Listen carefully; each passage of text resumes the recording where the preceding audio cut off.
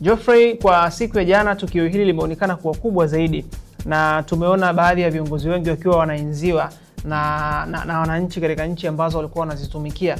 Lakini kwa Dr. John Pombe Joseph Magufuli ni miaka 5 sasa baada ya kuondoka, ilikuwa tarehe 17 Machi 2021, lakini kwa sasa ni miaka 5 toka kuondoka kwake. Siku hii imeonekana kuwa kubwa zaidi na imepewa nguvu au imepewa heshima kubwa sana. Unadhani ile ambayo tumeliona siku ya jana ni kutokana tu na nguvu aliyotumia Magufuli katika kuhakikisha kwamba anaitumikia Jamhuri ya Muungano wa Tanzania, au kuna mengi ambayo wananchi pamoja na serikali wanaona wanayo na bado walikuwa wanawadai kutokana na vitu vingi ambavyo walivifanya, that's why wameendelea kuifanya hii siku kuwa kubwa zaidi na kuipa heshima yake?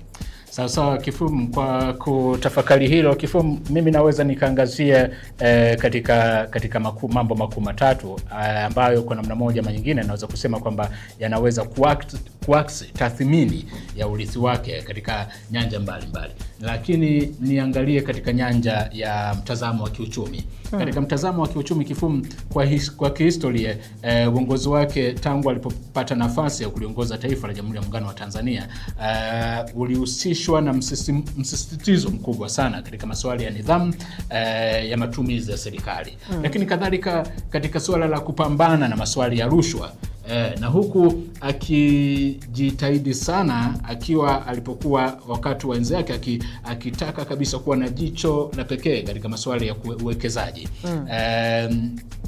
Kwenye hasa katika mambo ya uwekezaji kwenye mambo ya miradi mikubwa ya kimkakati.